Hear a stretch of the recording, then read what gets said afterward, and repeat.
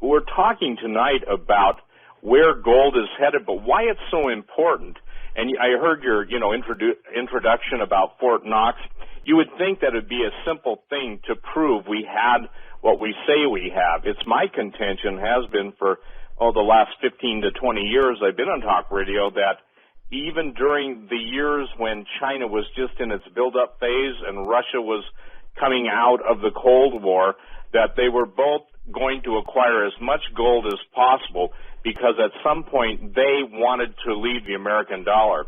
And the American dollar now is held in great contempt, even though it's going to go higher. The dollar index is going to rise because people still see that we may be a basket case, but there are other countries worse off than we are. It's the best house in a bad neighborhood. Yeah. Yes, exactly. Excuse me, Stephen, but why are people so passionate about gold? For example, leading into the show, before we even went to air, I was getting emails and tweets saying, "Oh, here we go, you crazy gold bugs."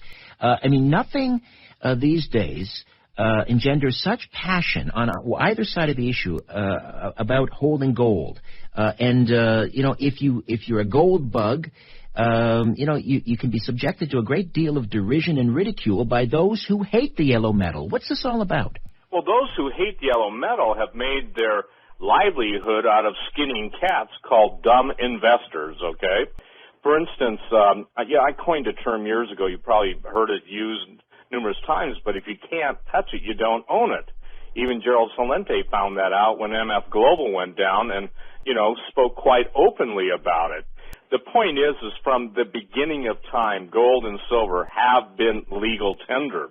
The point is that it engenders so much ridicule, mostly by the mainstream media, or what I would call the mainstream madness crew, because what it provides is it provides a foundation, and it also provides basically some tying of your currency, that paper money, to something that is backing it up. Right now, we don't have anything backing up the money that the United States prints and prints and prints and prints. The rest of the world is saying, we don't want your dollars. Obviously, China, when Gaitner went to China years ago, do you remember when he made the statement that your money's safe with us, and the people that he was talking to, the Chinese just basically laughed him off stage? Do you remember that? Oh, yes. And I think that what people have got to understand is there's a difference between a liability and an asset.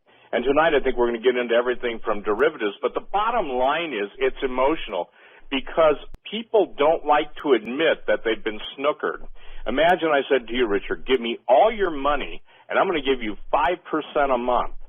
And you'd say, you got it, Steve.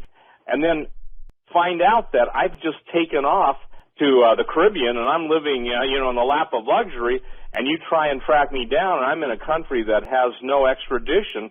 Well, it's the same principle. The bottom line is when central banks can print and print and print money, they obviously don't have the discipline to back it up. Having said that, if you even look at China considers its gold holdings to be a matter of not only top secrecy, but also a strategic weapon against the West. If everybody will remember, China was built up dramatically by their cheap labor and exporting their products to the United States, with the United States gobbled up. Well, the Chinese have been around the gold market for almost 4,000 years. And most people don't understand that going back to the very first named dynasty, 2000 BC, the fact is that gold was always an important medium of barter and trade. The Romans, obviously, the Greeks, the Babylonians, I'm going a little bit backwards, but the point being is that when you don't have to have the discipline of tying the amount of money to a given amount of gold that underpins that money, you can print. And that's what's happened. That's why you've seen the charts, $1913 being worth $1. Right now it's worth 4 cents. So that's a great deal of currency devaluation. And we've heard even in the first couple years of the president's presidency that they wanted to kill the dollar. Well, the point is now the rest of the world is saying we don't want your dollar. That's why the BRIC nations, Brazil, Russia, India, China, are saying we're going to set up our own international funds transfer, and now we've got nations trading commodities between themselves, and the yuan is going to be the ultimate currency in the world, and if Russia joins with it, and I can see that, a joint currency. Now, when I said that years ago, Richard, like again, 15 years ago, people thought, I was on the moon and basically broadcasting from some lunar crater. But the point is it engenders a lot of passion, obviously a lot of ridicule and mocking, but the point is that gold has been the only foundation, and gold and silver, that people can build on, that is a real asset. It's withstood the test of time. Obviously, why is that? Why is that, Steve? What is the allure of gold? I mean, I know it's rare. I've read that there has only been enough gold mined to fill about 2 Olympic-sized swimming pools. That's it. Right. So aside from it being rare, and it has some industrial uses, not like silver, but why gold? Why wasn't it diamonds that we backed the dollar with? Or why wasn't it, I don't know, pick your metal. Why gold? Well, gold is pretty interesting because gold, and you look at, and I'm just saying this, in antiquity, even all the amount of gold that's mined, the kingdoms have fought over gold, still will fight over gold, and basically the country with the most gold not only wins but has won. For instance, in Roman times, the price of gold to silver was a ratio of 12 to 1, okay? So the point is right now, today, we've got the ratio being approximately 60 to 1. So the point that people have got to recognize is the fact that gold is tangible. It's the only asset that isn't pledged 14 times or 140 times. The word derivative, and let me explain derivatives. Can I do it? Because it'll directly... It's essential. Absolutely. It's essential. Yeah. Yes. Thank you. Okay. Imagine that you take a pile of horse manure and you put it in a pretty box, okay? And then in the pretty box, you wrap it with pretty paper. Then after you've got the pretty paper on the pretty box, you put a pretty ribbon on the pretty paper that's on the pretty box. And then on top of the ribbon, you add some chocolates and some whistles, and you sell each level of that box, the pretty box, which is only holding horse manure, all over the world. And at the time people say, I want to look in the box, they find out they've been given horse manure just packaged in pretty wrapping paper with bells and whistles on it. Now, that may be a little crass for some people, but if you look at value, value means what is something really worth in the international marketplace. For the first time, I think in, a number of years, almost a dozen years, 1 ounce of gold is now worth, I think, 24 barrels of oil. So we're seeing a commodity-based trading platform arising in the world, and people are basically recognizing that the United States has basically exported and I'm saying this, a depreciating asset to them for their commodities, whether it's oil, whether it's minerals, whether it's food. It doesn't matter. You name it. And they're getting tired of it because the idea is that currency is supposed to be a store of value. When currency comes to the point, there is no store of value. So let me just give you a good example of why this is really, really an emotional issue.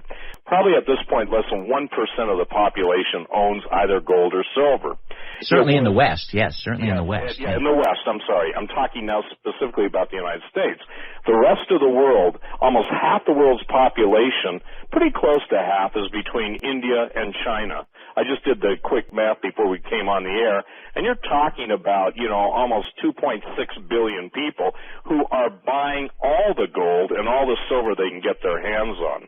Having said that, it's been stated in history that gold always moves from weak hands to strong arms. Well, value is what people want. Value is what people trade for. And what's fascinating to me is that there's a disconnect. Just as virtual worlds exist, and a lot of people who live in a virtual world can't relate to the real world anymore.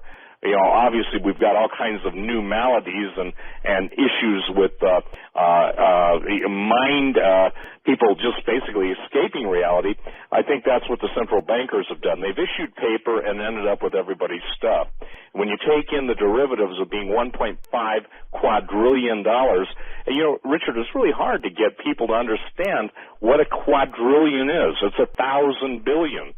And the thing is that that's how much debt there is. So jumping fast forward, what would you say if someone told you that in a certain point in the future that all IRAs, KEOs, 401ks, and everything was going to be taken by the government to cover our debt? And let's just say this, at close to, you know, maybe $100 million off, but it's about $18 trillion in private pension funds, savings, and all that stuff. And guess what? That just happens to be our national debt. That's what they admit to. It's much higher than that.